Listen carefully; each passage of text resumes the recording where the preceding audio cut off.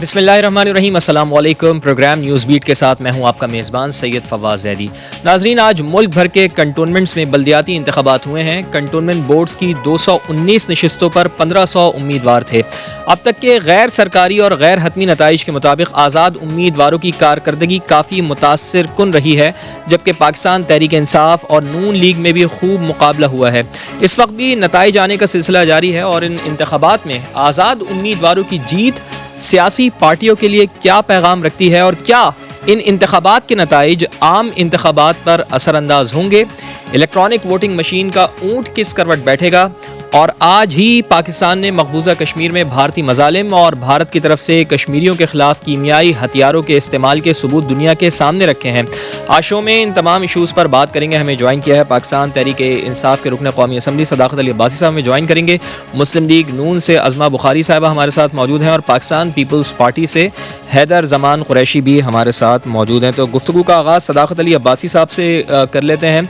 सदाकत अली अब्बासी साहब, आज मुल्क भर के कंटोनमेंट बोर्ड्स की 219 नशिस्तों पर इंतखाबात हुए हैं। गालिबन बताया जा रहा है कि सदाकत अब्बासी साहब भी हमारे साथ मौजूद नहीं है। अज़मा बुखारी साहिबा की तरफ चलते हैं। अज़मा साहिबा, कंटोनमेंट बोर्ड्स के इंतखाबात हुए हैं, आज के नताइज से आप मुतमईन हैं या एतराज़ात हैं आपको?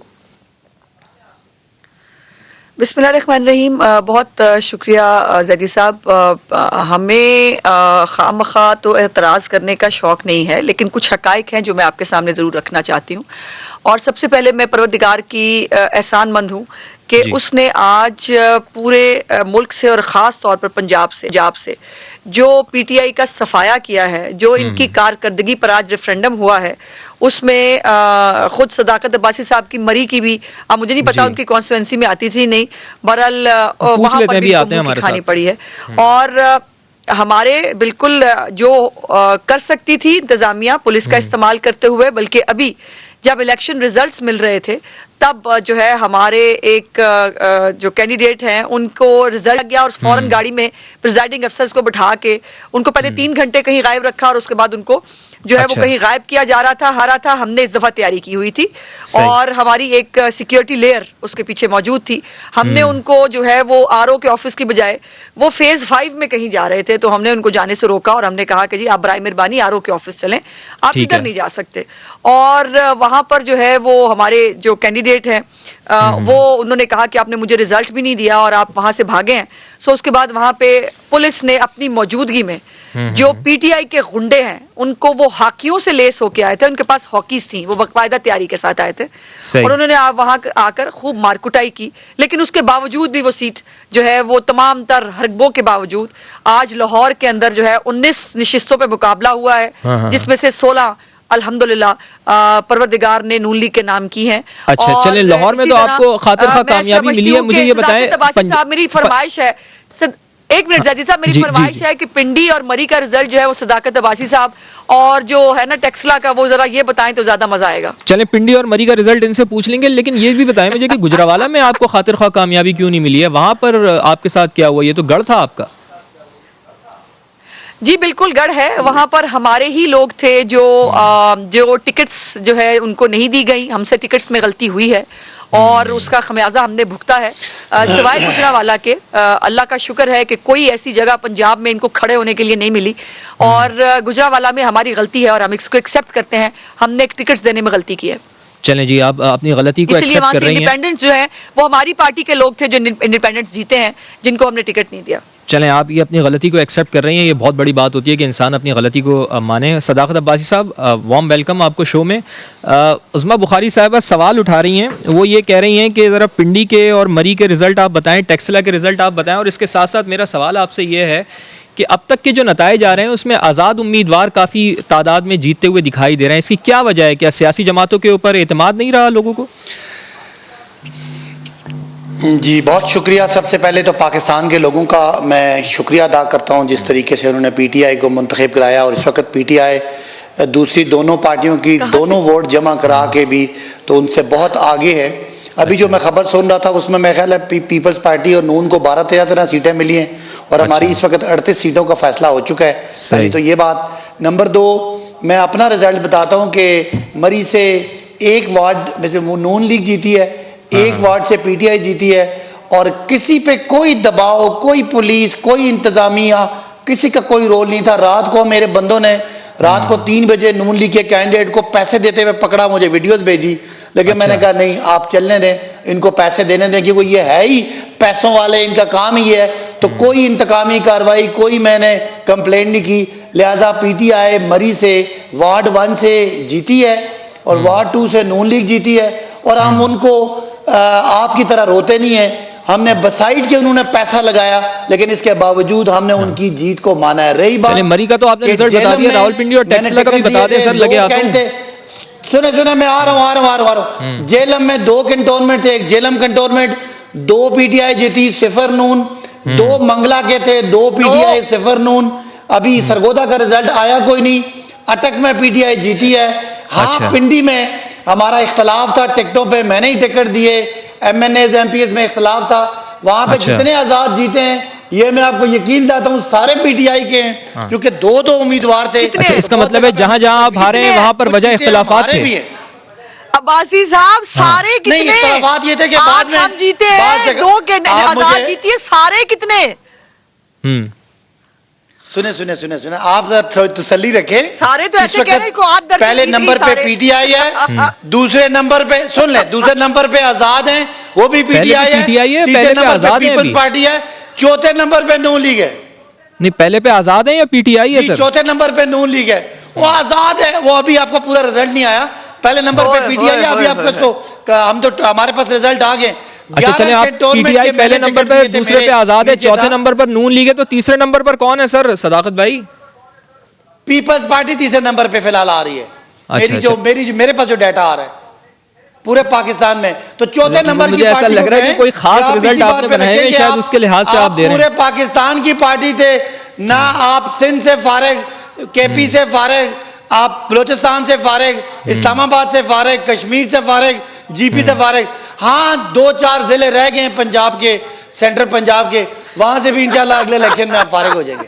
चलें जी, ये तो आप नून लीग के ऊपर कह रहे हैं कि अगले इलेक्शन में वो फारिग हो जाएगी। चलें, पीटीआई का भी मौक़िफ़ आ गया। अज़मा साहिबा सेंट्रल पंजाब। हाँ, मुख्तसर कर लें, फिर मुझे हैदर ज़मान कुरैशी साहब की तरफ भी जाना है। हाँ, मैंने सिर्फ इतना कहना है कि सदाकत भाई साहब, और कुछ साढ़े लायक जरा मुल्तान दा नतीजा दसना, जिथे शाह महमूद कुरैशी पूरे लाओ लश्कर के साथ, जिसमें पता नहीं कितने एमपीए कितने एमएनए हैं, वहां सब आजाद जीते हैं, नून लीग नहीं जीती वहां पे। तो आप भी तो नहीं जीते ना अज़मा साहिबा, आप भी तो नहीं जीते मुल्तान से। पाकिस्तान के नतीजे के पीछे ना छुपो, आजाद हमारे भाई, प्यारे भाई, पूरे आजाद सारे हमारे बीबी, आप देखिएगा ना मेरे प्यारे भाई, खंबा मत नोचो मेरे प्यारे भाई।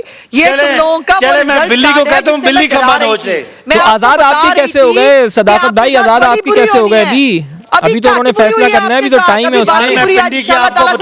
बल्दियाती में रीजनल इलेक्शन में होनी है, उसकी तैयारी करो। पिंडी के मैं बताता हूँ, मैंने खुद टिकट दिया, मुझे पता है आजाद कौन है। हम वहां से स्वीप करके निकले हैं, जिसमें पिंडी शामिल है, जिसमें वॉक एंड शामिल है। ये तमाम वो इलाके जहां हमें हरवाया गया, हमारी सीटें मैनेज कराई गई, वहां पर अल्लाह के फजल से अवाम ने अपना फैसला दे दिया कि आप कल भी सिलेक्टेड थे, अब आज भी सिलेक्टेड, और खुदा का वास्ता हमारी इसी गल पे पक्के रहना। फिर इसी गल पे पक्के रहना। पीपल्स पार्टी का भी मौक़िफ़ ले लेते हैं ना, पीपल्स पार्टी का भी मौक़िफ़ ले लेते हैं, जिसने कोई असर रसूख इस्तेमाल नहीं किया। ये वो शहबाज शरीफ का डंडा नहीं है जो जबरदस्ती इलेक्शन करते थे। ये उस्मान बुज़दार, इमरान खान की फेयर गवर्नमेंट है। हमारे शहरों में हमने कोई असर रसूख इस्तेमाल नहीं किया। ठीक है, आजाद उम्मीदवार तो सदाकत अली अब्बासी साहब कह रहे हैं, अज़मा बुखारी साहबा के वो हमारे साथ शामिल होंगे, वो हमारे ही लोग हैं। पीपल्स पार्टी का भी मौक़िफ़ ले लेते हैं। ये आपको 2 दिन में पता चल जाएगा आजाद उम्मीदवार किसके हैं। चलें, आजाद उम्मीदवार आपका दावा है कि आपके हैं, पीपल्स पार्टी का भी मौक़िफ़ ले लेते हैं। आपके बकौल वो तीसरे नंबर पर है इस वक्त। अब आगे आजाद उम्मीदवार हमारे हैं, ये हालत है इनकी, ये औकात है अवाम की नजरों में। हैदर ज़मान कुरैशी साहब तीसरे नंबर पर हैं, आप पाकिस्तान पीपल्स पार्टी के। बल्दियाती इंतखाबात में तीसरे नंबर पर कैसे? आप तो बहुत ज्यादा काम भी कर रहे हैं पंजाब में, बिलावल भुट्टो जरदारी भी वहां पर मौजूद हैं, फिर आपके ऊपर अदम एतमाद है अवाम का, या क्या वजह है कि आप तीसरे नंबर पर आ रहे हैं? बिस्मिल्लाहिर्रहमानिर्रहीम। देखिए, आप जिस अंदाज में तज्जिया कर रहे हैं इन इंतखाबात का जो कैंटोनमेंट बोर्ड्स के हो रहे हैं, जी जी इसको ज़रा एक डिफरेंट पर्सपेक्टिव से देखिए। पहली बात यह है कि ये जो कैंटोनमेंट बोर्ड्स के इंतखाबात होते हैं, मुझे नहीं मालूम कि आपके सामीन या नाजरीन को जो है आपने इसका एक एडमिनिस्ट्रेटिव स्ट्रक्चर बताया है, लेकिन एक ये महदूद इख्तियारात और एक लिमिटेड एनवायरनमेंट में, कंट्रोल्ड एनवायरनमेंट में कंटोनमेंट बोर्ड्स के जो है इलेक्शंस होते हैं, और इनके जो भी इख्तियारात हैं उसमें बहुत सारी इफ्स एंड बट्स होती हैं, और उनके अलावा सूबाई हुकूमत जहाँ जहाँ है, यकीनन जो लोग जीत के आए हैं इस बहस में नहीं जाते। जो सदाकत साहब कह रहे हैं या कह रही हैं कि जो आज़ाद जीते हैं वे उनके हैं, वो वक्त बताएगा, लेकिन ट्रेडिशनली आज़ाद लोग जो हैं वो उसके साथ जाते हैं जिसकी प्रोविंशियल गवर्नमेंट होती है, या जहाँ उनको कैंटोनमेंट बोर्ड, क्योंकि वो मैंडेट लेकर आए हैं, ऑपोजिशन में बैठने के लिए तो नहीं आए ना। ये एक ट्रेडिशनल पैटर्न है। लेकिन इसमें दो तीन चीजें हैं जो हमें मजूर खातिर रखनी चाहिए। एक ये है कि ये मुल्क गिर ट्रेंड नहीं बताता कि एक जमात की पॉपुलैरिटी कितनी है या वोटर का माइंड क्या है, क्योंकि इसमें बहुत सारे जो हैं फैक्टर्स इन्वॉल्व होते हैं, लेकिन इतना ज़रूर आपको अंदिया मिल जाता है कि परफॉर्मेंस और मिस गवर्नेंस को आवाम रिजेक्ट कर रही है। अब सदाकत भाई की बात को ही मान लेते हैं कि आज़ाद अरकान सबसे ज़्यादा हैं, और उसके बाद पीटीआई है, और उनकी मेहरबानी कि वो पीपल्स पार्टी को गिन रहे हैं, या अगर पीएमएलएन भी आ जाए तो देखना ये है कि हुक्मरान जमात के मुखालिफ वोट का जो तनासुब है, ये जो लोग इलेक्ट हो हुकूमत के उम्मीदवारों को गिरा कर आए हैं, चाहे वो नून लीग से नाला थे, चाहे वो पीटीआई से नाला थे, वो अपनी इनफरादी हैसियत में जीते हैं और बल्ले के निशान के खिलाफ जीते हैं। तो मैं समझता हूं कि ये हुकूमत के लिए एक लम्हाई फिक्रिया है, और यकीनन जिस तरह मुल्तान का जिक्र किया, पीटीआई 10 कैंटोनमेंट बोर्ड्स में से एक सीट भी नहीं ले सकी, ये यकीनन लम्हाई फिक्रिया है वहां के एमएनए एमपीएस के लिए। इसी तरीके से दीगर कैंटोनमेंट बोर्ड्स जहां पे आप एक बंदा भी इलेक्ट नहीं करवा पाए, तो कहीं ना कहीं तो कोई अच्छा, हैदर जमान कुरैशी साहब ये बताएं कि सिंध में तो पाकिस्तान पीपल्स पार्टी की हुकूमत है ना, वहां से जो नताइज आ रहे हैं उनसे आप मुतमईन हैं? देखिए, सिंध में हमारे नताइज जो हैं हमारी तवक्को के मुताबिक हैं, लेकिन हम समझते हैं कि हम इससे बेहतर परफॉर्म कर सकते थे, और हमने बहुत जगह, आप देखिए अली जैदी साहब की वीडियो दिखाई गई, उन्होंने इन इलेक्शन को कैंटोनमेंट में क्लिफ्टन की सीट्स जो 2-3 वार्ड्स हैं वहां धांधली करने की कोशिश की। नहीं सर, वो कह रहे हैं कि मैं तो वोट डालने के लिए गया था, उन्होंने तो ये कह दिया अली जैदी साहब ने कि मैं वोट डालने के लिए गया। जत्था नहीं लेकर जाता आर्म्ड गार्ड्स के साथ और लोगों के साथ, लेकिन बाहर क्या मुकम्मल नतीजे आ जाएंगे तो हम इसके ऊपर सैर हासिल गुफ्तगू कर सकते हैं। लेकिन देखिए, ये इलेक्शंस 2-3 चीजें बड़ी वाजे इंडिकेटर्स दे रहे हैं कि जो पब्लिक पल्स है वो लोग तकलीफ में है। पब्लिक पल्स नए पाकिस्तान के बयानिए को मुस्तरद कर चुकी है। बिजली, चीनी, आटा, इनके जो टीके लगाए हैं, जो आसमान बन के बिजली का बिल गिरता है, जो इन्फ्लेशन है, जो अनएम्प्लॉयमेंट है, जो ये 5 फिगर्स देकर एक शाइनिंग पाकिस्तान दिखाना चाह रहे हैं, हालात वैसे नहीं है। और कैंटोनमेंट बोर्ड्स में लोकल गवर्नमेंट्स यकीनन ये हैं ऑन ग्राउंड, लेकिन ये आम सिविल लोकल गवर्नमेंट्स से मुख्तलिफ होती हैं यहाँ पे, क्योंकि ये बहुत। हैदर जमान कुरैशी साहब, आपने कराची की बात की ना, तो कुछ लोग आपके ऊपर इल्जामात भी लगा रहे हैं। आज कराची में एमक्यूएम, पीटीआई और जमात इस्लामी ने सिंध हुकूमत के खिलाफ काफ़ी शिकायत जमा कराई हैं। वहाँ बेज़ाब्तगियाँ हुई हैं, इलेक्शन से पहले कुछ तरक्याती कामों के ऐलान भी किए गए जो पिछले साल नहीं किए गए थे। यही इल्ज़ाम आपके ऊपर लग रहा था। 249 का जो इलेक्शन हुआ था उस वक्त भी तमाम जमातों की तरफ से पीपल्स पार्टी पर इल्ज़ामात लगाए गए थे। ऐसे इल्ज़ामात 1977 के बाद कम ही सुने गए थे, ये इल्ज़ामात अब क्यों लग रहे हैं आपके ऊपर? वैसे नहीं, ये इल्जामात है ना, इन इल्जामात में क्या सदाकत है? और जहां इलेक्शन कमीशन समझता है कि इलेक्शन लॉज की कोई वायलेशन हुई है तो इलेक्शन कमीशन बाइख्तियार है, और हम इलेक्शन कमीशन के ऊपर पीटीआई की तरह गाली गलोच तो नहीं करेंगे। ये तो नहीं कहेंगे कि जला दो, घिरा दो, इलेक्शन कमीशन को ही जला दो अगर हमारे मतलब की बात नहीं करता। अगर इलेक्शन कमिश्नर समझते हैं कि कहीं इलेक्शन वायलेशन हुई है, कोड ऑफ कंडक्ट की वायलेशन हुई है, तो वो जरूर नोटिस लें। कम से कम मैं आपके चैनल के ऊपर यकीन से कह सकता हूं कि पाकिस्तान पीपल्स पार्टी हर उस इंक्वायरी का पार्ट एंड पार्सल बनेगी जहां अगर इलेक्शन कमीशन नोटिस लेता है। आप तो तहरीक इंसाफ के ऊपर तनकीद कर रहे हैं, लेकिन बल्दियाती इंतखाबात तो आप लोगों ने भी रोक रखे हैं ना। आपके अंदर भी कहीं ना कहीं ये डर बैठा हुआ है कि बल्दियाती इंतखाबात कराए तो कहीं एक्सपोज नहीं हो गया? बहुत अच्छा सवाल है और मैं आपका मशकूर हूं। हमने रोक नहीं रखे। मैं आपको वाजे कर दूं पाकिस्तान के कानून के मुताबिक जो सेंसस हुआ है उसमें सेंसस में 1 करोड़ लोगों की आबादी कम शो की गई। सीसीआई में ये मामला गया और सीसीआई ने ये कहा कि 5% जो है रीसेंसस होगा और उन इलाकों के अंदर जब तक सेंसस सही नहीं होता उसको हम अबूरी सेंसस को फाइनल नहीं करेंगे। ये एक कॉन्स्टिट्यूशनल मामला है। अब जब एक शहर की आबादी, एक सूबे की आबादी ही दुरुस्त ना हो तो उसके बाद सेकंड चीज होती है हल्का बंदियां। तो हल्का बंदियां असर है और जब तक हल्का बंदियां ना हो इलेक्शन लॉज के नीचे, चाहे बल्दियाती इंतखाबात हो या कोई और इंतखाबात हो, वो आप आईनी और कानूनी तौर पर नहीं करवा सकते। चले तो बल्दियाती इंतखाबात कराना भी तो आपका काम है ना, वो भी तो आप नहीं करवा रहे ना। ये खैर ये नुक्ता रखेंगे अपने मेहमानों के सामने, ये नुक्ता रखेंगे। मुझे एक ब्रेक के बाद हम दोबारा हाजिर होते हैं नाज़रीन।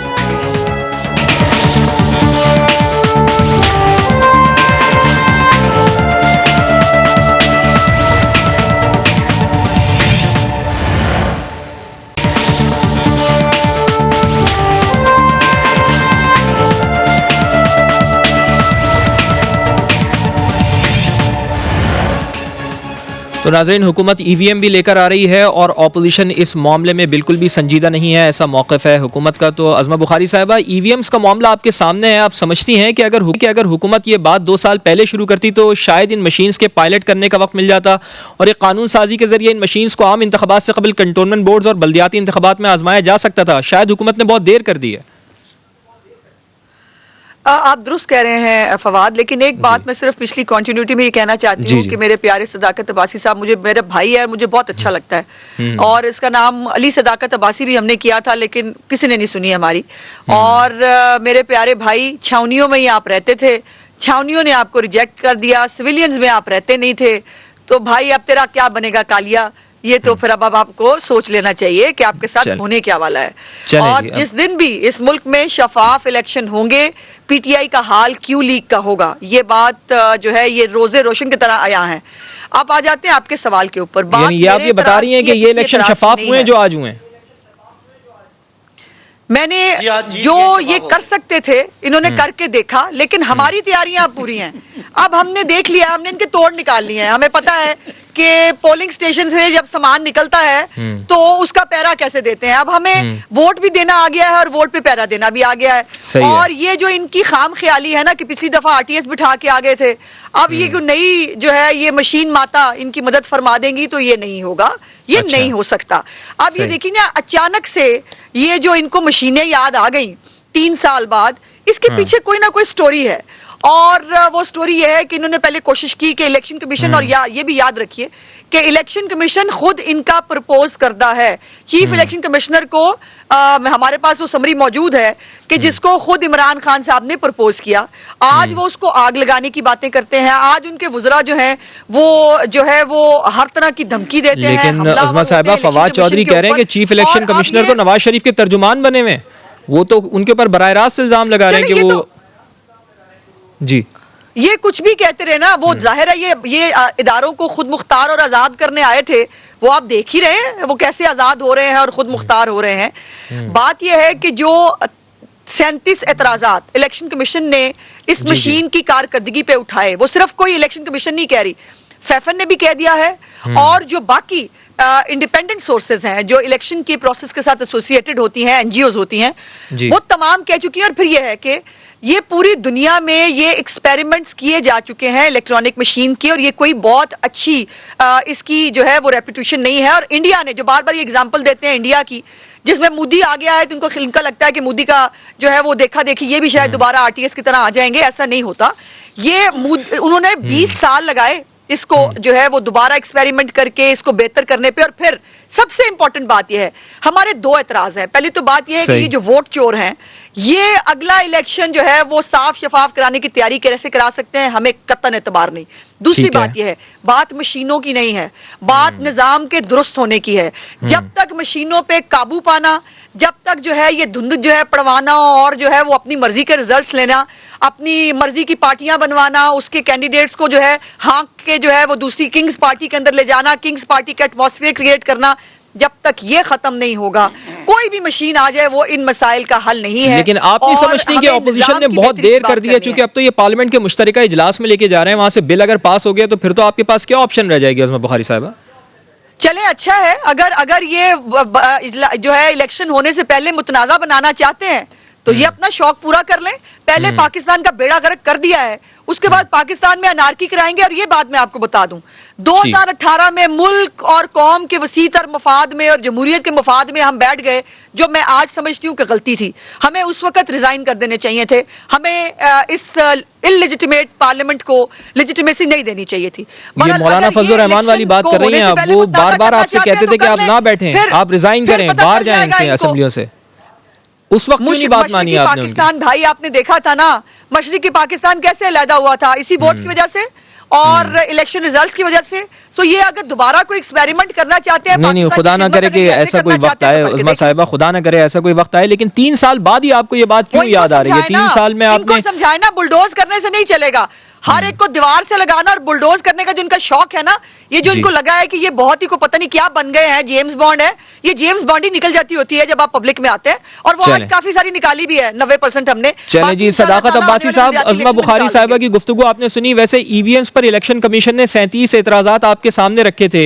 एक एतराज उसमें यह भी था कि इन मशीन्स का पायलट प्रोजेक्ट मुकम्मल नहीं हुआ, इसके लिए बहुत वक्त चाहिए। आपको भी तो ईवीएम्स हुकूमत की आधी मुद्दत खत्म होने के बाद याद आई हैं। अगर ये काम आप पहले कर लेते तो शायद कंटोनमेंट के इलेक्शन ईवीएम से हो जाते और पता चल जाता कि ये मशीन आम इंतखाबात के लिए है भी या नहीं।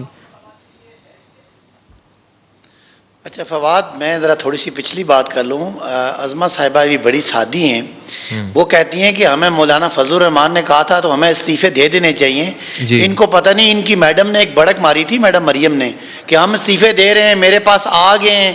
और 2 बंदों के गलती से इस्तीफे पहुंच गए स्पीकर के पास, और दोनों ने स्पीकर के पांव को हाथ लगा के वो इस्तीफे वापस किए। भी वो मरियम कौन होती है इस्तीफे देने? नहीं, एक तो उनके करीबी रिश्तेदार थे, उन्होंने जाके इनकार ही कर दिया कि इस्तीफे।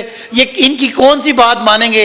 ये आज पता नहीं, मुझे समझ नहीं आ रही कि ये चौथे नंबर पे आके कैंटोनमेंट बोर्ड में इनको पता नहीं क्या खुशी मिल रही है, मुझे तो समझ नहीं आ रही।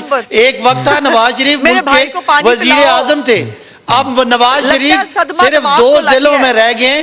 तो आप बीबी सुन लेना, आपकी मैंने बात सुन लेना, उनकी बात सुन ले, बात कंप्लीट मेरी सुन ले। भाई पानी पी ले, मैं तो ये कह रही हूं, सदमा चला गया तुम्हारे जब नवाज शरीफ पूरे मुल्क का वजीर आजम थे। आज नवाज शरीफ 2 जिलों में पार्टी रह गई है। आपकी इन्हीं हरकतों की वजह से आप कश्मीर से फारिग, जीपी से फारिग, केपी से फारिग, सिंध से फारिग, बलूचिस्तान से फारिग, इस्लामाबाद से फारिग, सिर्फ लाहौर और 2 जिलों में आपकी पार्टी रह गई है। आपकी मैं जो कॉन्फिडेंस है उसको दाद देता हूं। इतना बुरा परफॉर्म, ईवीएम पे आ जाए ना सर, ईवीएम पे आ जाए, जवाब दे दिया। कौन सा कॉन्फिडेंस है? अगली बात सुने, अगली बात, ये बड़ी हैरानगी वाली बात है। बिलावल साहब इनको पटवारी कहते हैं, मैं तो नहीं कहता, मैं तो इनको ठीक समझता हूं कि ये पटवारी निजाम भी खत्म हो गया, उसका निजाम भी कंप्यूटर पे आ गया। ये टेक्नोलॉजी से खौफ खाते हैं। अगर ईवीएम पे ये 2017 में जब पहले पीटीआई ने बहुत बड़ी कैंपेन की आजाद इलेक्शन की, शफाफ इलेक्शन की, फिर 2017 में हमने इलेक्टोरल रिफॉर्म कराए, उस पर यह मंजूर हुआ। अब जो ये मशीन से घबराने और डरने वाली बात है, इनको पता है कि पार्टी तो हमारी खत्म हो गई है, हम जाग पंजाबी जाग से भी निकल के छोटे से एरिया में रह गए। तो ये बहानेबाजियां। पीटीआई कमिटेड है कि हम इंशाल्लाह ये रिफॉर्म करेंगे। अगर इनको कोई एतराज है तो कोई टेक्निकल बंदा भेजें, क्या पता शहबाज शरीफ साहब को कि ईवीएम क्या होती है। बाकी तो इनके वो बयान देने आते हैं, वो मियां जावेद लतीफ साहब जो बढ़ के मारते हैं कि शहबाज शरीफ आ रहे हैं, मियां नवाज शरीफ आ रहे हैं, जावेद लतीफ कह रहे हैं आ रहे हैं, बजाय जी जावेद लतीफ साहब की बजाय कोई टेक्निकल टीम भेजें फवाद, और पीटीआई को एक्सपोज करें कि ये मशीन है, इसमें ये चीज खराब है, हम बेहतर करने के लिए तैयार हैं। बिल्कुल इसकी जो नहीं तो सदाकत साहब, आप ऑपोजिशन को तो कह रहे हैं, तो इलेक्शन कमीशन ने भी तो आपके पास टेक्निकल टीम भेजी थी ना, आप उनको भी तो मुतमईन करें ना।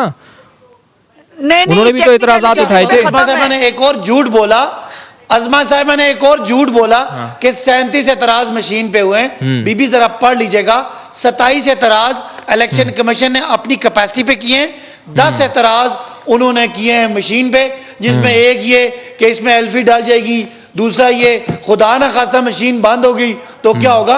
ये सारे मज़ाक का खेज हैं। हम समझते हैं कि हम उन तमाम एतराज का जवाब भी देंगे, उनको मुतमईन भी करेंगे, और बिल्कुल टेस्ट टाइम उसको टेस्ट रन का टाइम भी देंगे और एक लिमिटेड सर देखिए ना, मशीन का बंद हो जाना या उसमें कोई खराबी आ जाना, ये तो मजा का खेज है ना। क्या करेंगे आप अगर ऐसा कुछ हो जाता है इलेक्शन वाले दिन? ओ मेरे भाई, ये मशीन कैलकुलेटर है, मुझे बता दें कोई कैलकुलेटर टाइप मशीन खराब हो सकती है? यही तो अब मुस्लिम लीग नून को बिलावल साहब बार बार पटवारी कहते हैं, मुझे ये कहते हुए नहीं ठीक लग रहा। लेकिन मुझे बताएं, ये कौन सी बात है कि बैंक की ट्रांजैक्शन कंप्यूटर पे होगी, मोबाइल पे होगी, पटवारियों का निजाम कंप्यूटर पे हो गया, दुनिया के सारा निजाम कंप्यूटराइज हो गया, और ये बिलावल साहब के मुताबिक ये पटवारी इस कंप्यूटर से डरते हैं, इस मशीन से डरते हैं। भाई अब मशीन को उस पर एतराज लेकिन करें। सदाकत अब्बासी साहब, अगर बैंक ट्रांजैक्शन नहीं होती तो फिर अगले दिन का मार्जिन होता है उसके पास कि भाई वो अगले दिन उसको ट्रांजैक्शन को कंप्लीट कर लेगा। यहाँ पे तो कोई मार्जिन ही नहीं है, उसी दिन की बात है खाली। नहीं फवाद, यही गलत फहमी है। उसके साथ पूरा पेपर ट्रेल है, और अगर खुदा ना खास्ता कोई ट्रांजैक्शन पे एतराज होगा, उस तमाम इलेक्शन का पूरा पेपर ट्रेल है जो ज्यादा एफिशिएंट भी है, जिसमें वोट रिजेक्ट भी नहीं होगा, वो मरे हुए बंदे भी वोट नहीं डालेंगे, और स्याही का फैलने का इशू भी नहीं होगा, और वोट इधर का उधर चला गया वो भी नहीं होगा। ये सारी चीजें उसमें हैं। ये सिर्फ ऑपोजिशन जिद कर रही है, हम इनको बिठाएंगे कानून पास होने के बाद, और इनको इंशाल्लाह ठीक है जी, ठीक है, कानून पास होने के बाद आप ऑपोजिशन को बिठाएंगे, इनको मुतमईन करेंगे। हैदर जमान कुरैशी साहब, हैदर जमान कुरैशी साहब, कि साडे अल्लों जवाब बिल्कुल मुतमईन करेंगे, कि तुसी इंशाल्लाह ताला दोबारा इनको ATS के थ्रू बिठाएंगे, नहीं आना। बताएंगे, मेरा खुदा प्यारा भाई कंप्यूटर से ना दोबारा डरें, पार्लियामेंट में नहीं ये आ कोई सकेगा, छू मंतर क्या नहीं करें? है। अच्छा, चलें, मुझे दुख सिर्फ सॉफ्टवेयर है। सदाकत अब्बासी का होगा कि ये बेचारा दोबारा जीत के नहीं आ पाएगा। चले हैदर जमान कुरैशी साहब, हैदर जमान कुरैशी साहब, सदाकत अब्बासी साहब कह रहे हैं कि ये सिर्फ कैलकुलेटर है, कैलकुलेटर से क्यों डर रहे हैं? आजमा साहब ने अपनी मौक़िफ़ लेने दें। मेरी 15,000 की लीड है, थोड़ी बहुत कम भी होगी तो खैर है। मेरी 15,000 की लीड है, थोड़ी बहुत कम भी होगी तो कोई बात नहीं। RTS नंबर 2 नहीं आएगा, जवाब है। हैदर साहब से ही पूछ लेते हैं। हैदर जमान कुरैशी साहब, कैलकुलेटर से क्यों डर रहे हैं आप, सदाकत अब्बासी साहब जिस तरह कह रहे हैं? देखिए फवाद, बात किसी और तरफ चली गई। इलेक्शन कमीशन इदारा है आईनी तौर पे, जिसने आर्टिकल 20 और 214 और जो मुख्तलिफ प्रोविजंस हैं उसके तहत एक साफ और शफाफ इंतखाबात करवाना है, और तमाम स्टेट के इदारों ने उसको असिस्ट करना होता है। इस बात पे तो इत्तफाक है, ये हमारे आइन में लिखा है। उसके बाद उसके नीचे एक इलेक्शन एक्ट है 2017 का, और उसके अंदर बहुत सारे मैकेनिज्म्स हैं। अब सदाकत भाई ने जो एग्जांपल दी वो बड़ी अच्छी एग्जांपल है। उसी एग्जांपल से ही आगे ले चलते हैं कि आप पाकिस्तान इंटरनेशनल एयरलाइन को कहें कि ये हमने एक इस्लामाबाद में, ये बनी गाला में एक जहाज़ बनाया है हमारे स्टूडेंट्स ने, तो आप इसके ऊपर ना अब लाहौर से लंदन फ्लाइटें चलाएं, हमारी नज़र में ये बड़ा अच्छा जहाज़ है। अब जिस इदारे ने उस जहाज़ को इस्तेमाल करना है, चलाना है, मेंटेन करना है, कस्टडी में रहना है, अगर उसके इतराज़ात हैं तो उसको कहते हैं नहीं नहीं ये फजूल इतराज़ है, हमारे ख्याल में ये ज़रा बेहतर है और ये सस्ता है और आम आदमी इस पर बेहतर सफ़र कर सकता है। जिस तरह 55 रुपए किलोमीटर वाला एक लतीफ़ा था जो हमें हमारे एक दोस्त ने सुनाया था हेलीकॉप्टर का। तो देखिए, हम ऑपोजिशन जो है दो चीज़ों पर पाकिस्तान की अवाम हैरान और परेशान है। इस साल मार्च अप्रैल से दो चीज़ों पे पीटीआई हुकूमत को रातों रात एक ऐसा ख्वाब आया, और उस ख्वाब के बाद वो कहते हैं कि जी ओवरसीज पाकिस्तानियों के फौरन वोट आप कर दर्ज करवाएं और ईवीएम को फौरन लाएं। ऐसा लगता है कि उजलत में ये फैसला हो रहा है कि हम किसी न किसी तरीके से अगला इलेक्शन फिर चोरी करें। पिछला तो शायद हमें चोरी कराने में बहुत मदद मिल गई, अगली बारी हमने अपने आप पे करना है, शायद कोई हमें चोरी ना करने दे। तो अब ईवीएम्स जो हैं इसमें टेक्नोलॉजी के अलावा, कैपेसिटी के अलावा जो इलेक्शन कमीशन के एतराज़ात हैं, इसमें दो तीन बहुत अहम कानूनी सुकन है। एक तो सीक्रेसी ऑफ बैलेट नहीं इंश्योर होगी, जो कि आइन की जो प्रोविजन है सीक्रेसी ऑफ एडल्ट फ्रेंचाइज पे जो आपने वोटिंग करनी है उससे बिल्कुल मुतसादिम है। दूसरी बात यह है कि इसकी सेफ कस्टडी, इसकी मैनिपुलेशन, इसके ऊपर जो है लोगों को इतराज़ात हैं। पाकिस्तान पीपल्स पार्टी के अलावा, ऑपोजिशन के अलावा इंडिपेंडेंट थिंक टैंक्स को हैं, दुनिया के जो एग्जांपल्स हैं उनको ये फॉलो नहीं कर रहे। और इलेक्शन एक्ट में ज़रूर हमने एक ये विंडो रखी थी कि इनको एक्सप्लोर किया जाएगा, फ्यूचर में इनको इम्प्लीमेंट किया जाएगा, फिर पार्लियामान में एक रिपोर्ट दी जाएगी, पार्लियामेंट्री प्रोसीडिंग्स होंगी, उसके ऊपर बहस होगी और इसको कैरी फॉरवर्ड किया जाएगा। इनको क्या उजलत है ये 2023 की बजाय 2028 में करवा लें। अल्लाह करेगा शायद ये 2023 में इस धांधली के बगैर भी अगर इनकी कारकर्दगी हुई तो ये बेहतर हुई, ये जीत सकते हैं। लेकिन इस तरीके से अगर नहीं आए पाकिस्तान पे हैदर, इस तरीके से अगर ये बुलडोज भी करते हैं, 2/3 से कानून पास भी करते हैं, इस मुल्क का आइन तो बुलडोज नहीं हो सकता ना, उसके लिए तो इनके पास 2/3 नहीं है, तो ये अदालतों में मामला चला जाएगा और ये अदालतों में जाएंगे, वहां इनको रुसवाई होगी। जिस तरह आपको याद है सेनेट इलेक्शन से पहले भी ये बैलेट पेपर जो है उसको ओपन करना चाह रहे थे और इलेक्शन कमीशन अपोज, अपना बनाया हुआ इलेक्शन कमीशन अगर वहां वो इनकी बात नहीं मानता तो ये उस पर चढ़ाई शुरू कर देते हैं। आजकल नैब पे भी नाला है, नैब कोई ज्यादा बात नहीं सुन रहा इसलिए FIA की तरफ रजू कर रहे हैं। तो हम आज भी समझते हैं कि तमाम पार्टीज और उनके इंटरेस्ट में, मुझे बताएं अगर मैं मकबूल हूं अवाम में या PML नवाज मकबूल है तो हम क्यों नहीं चाहेंगे एक ऐसी टेक्नोलॉजी इस्तेमाल हो जिससे जो वोट पोल हुआ है वो रिफ्लेक्ट हो इलेक्शन नतीजों में। ये वजह नहीं है। आपके इलेक्शन रिजल्ट्स जो हैं पहले ROs ने और RTS ने बिठाए, आप 2013 की सुप्रीम कोर्ट की वो जजमेंट पढ़े ना, जो इन्होंने कहा था, जो जिस हम RO इलेक्शन कहते हैं, उस जजमेंट को कभी आप टीवी पे बुलाएं, डिस्कस करें। उसमें तो कहीं नहीं था कि इलेक्ट्रॉनिक वोटिंग मशीन लाएं। उसमें जो अवामिल हैं जिस वजह से और जो एक्सटर्नल फैक्टर्स इस्तेमाल होते हैं, pre election, post election and poll day, वो किसी भी जो है इलेक्शन वोटिंग मशीन से दुरुस्त नहीं हो सकते। जो अगवा कर लिए जाते हैं बंदे, या इलेक्शन कमीशन की रिट को चैलेंज किया जाता है, या उसका सिस्टम बैठ जाता है या बिठा दिया जाता है। नुक्ता आ गया हैदर जमान कुरैशी साहब, लेकिन मसला ये है कि आवाम भी तो यही कहती है ना कि आप दोनों भी तो आपस में लड़ रहे हैं ना, जो ऑपोजिशन जमाते हैं वो भी एक दूसरे से लड़ रही हैं और हुकूमत इस मामले में सारा EVM लेकर आ रही है। तो अज़मा बुखारी साहिबा, तो आप लोग अज़मा बुखारी मुझे करने, हम उस मुल्क में उज़मा बाजी के पास जरूर जाएं, हम उस मुल्क में रहते हैं फवाद जहां पूरे मुल्क में कैंपेन की, मीडिया ने, सिविल सोसाइटी ने, ऑपोजिशन ने, हुकूमत ने लोगों के हाथ जोड़े, लेकिन हमने 1166 पे मैसेज करके वैक्सीनेशन नहीं करवाई। आखिर जब लोगों की जाने जानी शुरू हो गई, लोग लिटरेट नहीं है, लोगों के पास टेक्नोलॉजी नहीं है और आपकी 50% से ज्यादा खवातीन है दही इलाकों में, तो ये सिर्फ वो उन थिंक टैंक्स की साजिश है कि उन पार्टीज को या उन वोट बैंक्स को जो रूरल एरियाज में है, जो ट्राइबल एरियाज में है, जहां बिजली, जहां इंफ्रास्ट्रक्चर, जहां तालीम का रेशियो कम है, उसको कम किया जाए और जो अर्बन सेंटर्स हैं, जो ओवरसीज पाकिस्तानीज हैं, ठीक है, नुक्ता आ गया आपका। अज़मा बुखारी साहब, फिर वही बात आ जाती है कि आप लोगों ने बहुत ज्यादा लेट नहीं कर दिया। अगर ये अब पार्लियामेंट के जरिए इस बिल को पास करवा भी लेते हैं तो फिर आप लोगों के पास ऑप्शन क्या बच जाती है? अब यही तो बात है, अगर आप लोग कुछ पहले कंसेंसस डेवलप करते, कुछ पहले अगर इसके खिलाफ कोई काम करते तो फिर तो कुछ फायदा हो सकता था। अब तो बहुत ज्यादा देर हो गई है, बहुत लेट कर दिया आप लोगों ने भी। नहीं, कमाल कर रहे हो फवाद। पहले उन्होंने जो RTS के जरिए कारनामा सर अंजाम दिया, उस पे इनको भी लाने वालों दोनों को गालियां पड़ती हैं। आपको क्या लग रहा है कि लोगों को भूल गया ये कैसे आए हुए हैं? और अब भी अगर इनको कोई और शौक चढ़ा रहा है, वो इनकी मर्जी है। मैंने तो कहा कि इस तरह ये कोई बनी गाला का कुत्ता नहीं है जिसको अपनी मर्जी से इमरान खान साहब जहां हाँक लेंगे वो हाँक जाएगा। ये पाकिस्तान के 22 करोड़ अवाम की हक राय रही है। जिन लोगों ने कोई इदारा नहीं छोड़ा, जिन्होंने नैब को जो है वो मुतनाज़ा बनाने से नहीं छोड़ा, सियासी मुखालिफिन के खिलाफ इस्तेमाल करके, मैं नहीं कहती, आला अदालतें कहती हैं, जिन्होंने FIA को जो है आर्टिकल 6 लगवाने के लिए अपने सियासी मुखालिफिन के लिए इस्तेमाल किया, जिन्होंने PIA तबाह कर दी, जिन्होंने सारे इदारे तबाह कर दिए, वो आज इलेक्शन कमीशन के ऊपर भी जो है वो असरअंदाज होने की कोशिश कर रहे हैं। और फिर इनकी नीयत, सबसे बड़ा प्रॉब्लम इनकी नीयत का है। जो वोट चोरी से आए हैं उनको दोबारा हम अपने एक मुकद्दर का जो है वो सिकंदर नहीं बना सकते, ना इनके हाथ में दे सकते हैं। ये बुलडोज कर सकते हैं, करके देख लें। इलेक्शन होने से पहले मुतनाज़ा हो जाएंगे और उसके बाद फिर ये इनकी खाम ख्याली है कि 2018 की तरह दोबारा जो है इनको वसीतर मफाद में जो है हुकूमत करने के लिए पार्लियामेंट में बिठा लिया जाएगा। हम कोई घर बैठ के पोकेमॉन तो देखेंगे नहीं, हम भी जो है फिर वो जो हमसे बन पड़ेगा वो हम कर लेंगे। ये मुल्क हमारा भी है। अज़मा साहिबा, एक और बात मैं चूंकि ब्रेक पे जा रहा हूं। तमाम लोग जो PTI से नफरत करते हैं वो करोड़ों की तादाद में है। अगर तमाम अपोजिशन पार्टीज का आप वोट काउंट लो और आज भी वोट काउंट लो, इनको कितने वोट पड़े हैं और अपोजिशन पार्टीज को कितने वोट पड़े हैं, इनसे नफरत का इजहार है।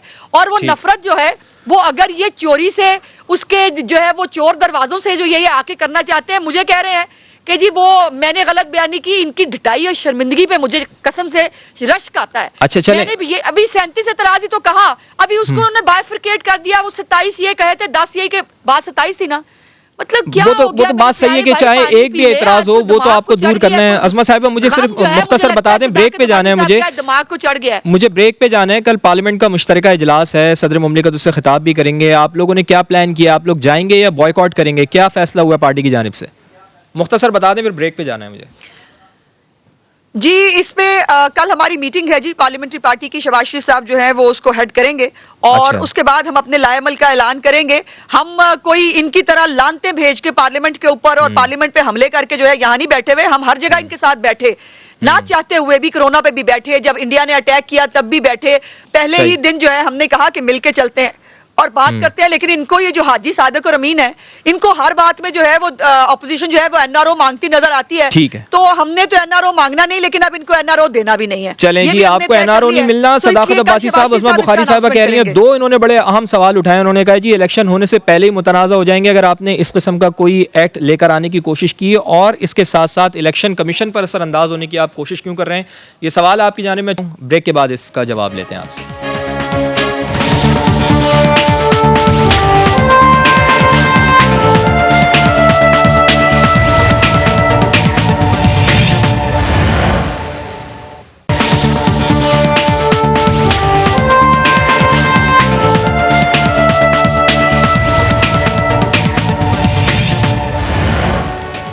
तो प्रोग्राम में एक बार फिर खुशामदीद। आज भारत के मजालिम भी दुनिया के सामने रखे हैं हुकूमत ने। सदाकत अब्बासी साहब, इसके ऊपर भी मुझे बात करनी है, लेकिन मुख्तसरन जो उस्मा बुखारी साहिबा ने आपसे सवालात उठाए हैं उसका मुख्तसरन जवाब दे दें पहले प्लीज़। अच्छा, दो तीन बातें उन्होंने की हैं। मुख्तसरन, एक तो पता नहीं आरटीएस को हमारी हुकूमत से कैसे जोड़ते हैं। आरटीएस पिछले इलेक्शन कमीशन ने दिया था और आरटीएस से रिजल्ट पे फर्क ही नहीं पड़ता, बिकॉज आरटीएस तो सिर्फ एक व्हाट्सएप का निज़ाम था, बाकी तो इलेक्शन फॉर्म 45 पे हुआ। इन्होंने पिंडी के रिजल्ट की बात की तो मैंने इन्हें कहा था कि अगर अक्सरियती पार्टी की राय नहीं मानी जाएगी ईवीएम पे तो इनकी कैसे मानी जाएगी। अभी ये रिजल्ट बता रही थी गुजरावाला डिवीजन, जो गुजरावाला सारा नून लीग का था, इस दफा पीटीआई ने वो स्वीप कर दी है, 10 में से 8 सीटें पीटीआई जीत गई है। तो आप कहने की बात है कि नून पूरे पाकिस्तान में एक ही पार्टी है, वो अक्सरियती भी है। सही। कितनी? 2 नून ने जीती है, बाकी सारी पीटीआई जीत गई है। 10 वही मैं देख रहा हूं, मैं भी वही देख रहा हूं गुजरावाला में क्या मेरे भाई नहीं। अब अगर ये सियालकोट भी एक पार्टी जो गुजरावाला डिवीजन में आता है भाई, वहां तुम्हें 2 सीटें मिली है, 3 आप जीते हैं। 6 पीटीआई की हैं जी गुजरावाला से 6 पीटीआई की हैं उस्मा साहिबा। सदाकत अब्बासी की बारी पे बोले ना, मैं आपके दरमियान नहीं बोलता। आप गलत बोल रहे हैं ना। पीटीआई स्वीप कर गई है, गलत बात ना करो ना। जेएलएम भी पीटीआई स्वीप कर गई है। अभी रिजल्ट आ रहे हैं सरगोदा से, वो भी पीटीआई जीत रही है। इलेक्शन कमीशन पर क्यों असरअंदाज हो रहे हैं सदाकत साहब? सुनी जाए, हाय ईवीएम ऐसी पार्टी की राय नहीं सुनी जाए जो बिन खिले जिसकी पूरे मुरझा गए। पाकिस्तान में अक्सरियत है, और ऐसी पार्टी की राय सुनी जाए जो इतनी सुकड़ के 1-2 जिलों तक आ गई है। तो सही। ये पीटीआई समझती है कि इस इलेक्शन के धांधली का जो लोग धांधली से जीते रहे, जिन्होंने हमेशा धांधली भी की और एतराज भी किया, वो इन मशीनों से, इन टेक्नोलॉजी से घबरा रहे हैं। अगर मैं बिल्कुल कुरैशी साहब जैसी सीरियस बात को सीरियस लूंगा कि आपके ख्याल में इसमें वोट सिक्रेसी नहीं है, ये बिल्कुल आपकी इंफॉर्मेशन हैदर जमान साहब ठीक नहीं है। आप बिल्कुल एतराज करें, पार्लियामानी कमेटी में एतराज करें, इस एतराज को दूर करना हमारी जिम्मेदारी है। जवाब आ गया। वो संजीदा बात जिसको आप एतराज करेंगे हम उसको दूर कराएंगे। हमने इलेक्शन कमीशन ने जो जवाब दिया पार्लियामानी स्टैंडिंग कमेटी में सेनेट की, वो हमारी टेक्निकल टीम की ब्रीफिंग से पहले था। अब वो मेरा ख्याल ब्रीफिंग हो गई है। ठीक है, जवाब आ गया। सदाकत भाई साहब, चूंकि बिल्कुल प्रोग्राम का आखिरी हिस्सा है, मुझे कश्मीर के ऊपर भी बात करनी है। कश्मीर के ऊपर भी बात करनी है।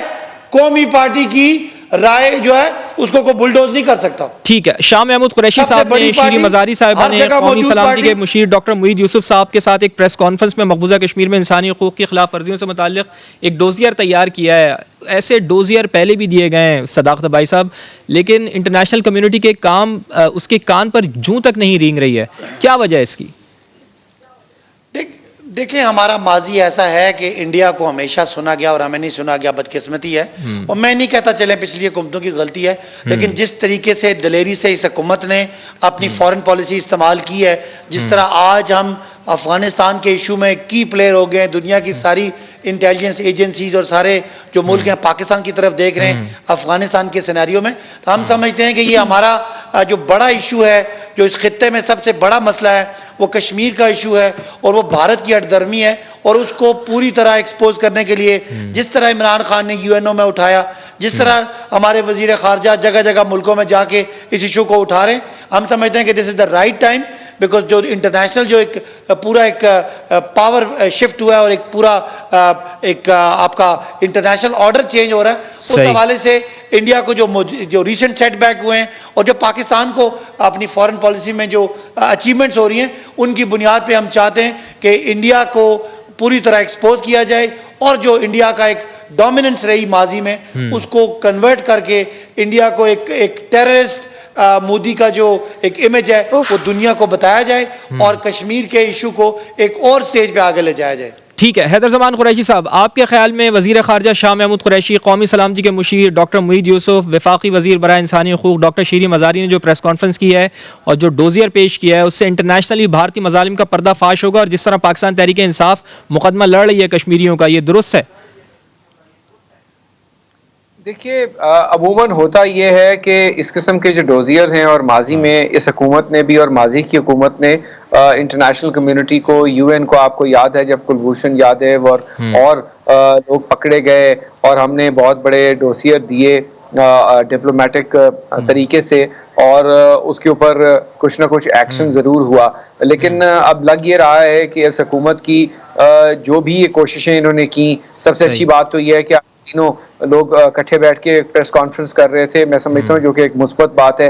अमूमन कौमी सलामती के जो मुशीर हैं मुईद यूसुफ साहब, वो वजीर आजम और वजीर आजम और वजीर खारजा के बयान की नफी कर रहे होते हैं जब वो बैरून मुल्क दौरों पे होते हैं, जैसे कि एब्सोल्युटली नॉट के ऊपर उन्होंने कहा कि जी अमेरिका ने तो हवाई अड्डे मांगे ही नहीं थे, तो वजीर आजम ने एब्सोल्युटली नॉट क्यों कह दिया। लेकिन मैं समझता हूँ कि भारत का जो एक मनफी किरदार है, भारत जिस तरीके से अफगान सरजमीन को कोवर्ट ऑपरेशंस के जरिए और नॉन स्टेट एक्टर्स और स्टेट एक्टर्स के जरिए पाकिस्तान में उसने इन्फिल्ट्रेशन की है, हम सबूत देते रहे, जो काउंसलेट्स हैं वो क्या काम करते रहे। अब जबकि उनका वो एक इंफ्रास्ट्रक्चर डिमोलिश हो गया है एक नई रिजीम के आने के बाद, तो हम समझते हैं कि अब भारत एक और बहुत अग्रेसिव तरीके से और पाकिस्तान के अंदर पॉइंट आ गया नुक्ता आ गया आप, तो हम ये समझते हैं कि ना सिर्फ मीडिया पे बल्कि डिप्लोमेटिक कोर के जरिए और हर उस आलमी फोरम पर भारत का वो स्याह चेहरा जिसकी जितनी भी कंडेमनेशन की जाए वो करनी चाहिए। और पाकिस्तान पीपल्स पार्टी ये समझती है कि ये शवायद जॉइंट सेशन में डिबेट होने चाहिए और जॉइंट सेशन में डिबेट होने चाहिए। आज़मा बुखारी साहब, फाइनली आपके ख्याल में इस डोजियर से आलमी ज़मीर को झंझोड़ा जा सकता है? की जो है हरकतों से देखिए, कोई इलेक्टेड गवर्नमेंट होती तो बिल्कुल किया जा सकता था, जो पहले होता भी रहा। बट इस हुकूमत के बारे में इंटरनेशनल कम्युनिटी क्या समझती है, अभी तक आपको पता है सारी दुनिया जहान में फोन कर लिया, बाइडन ने, हमारे वजीर आजम तरस रहे हैं, आज तक उनको फोन नहीं किया।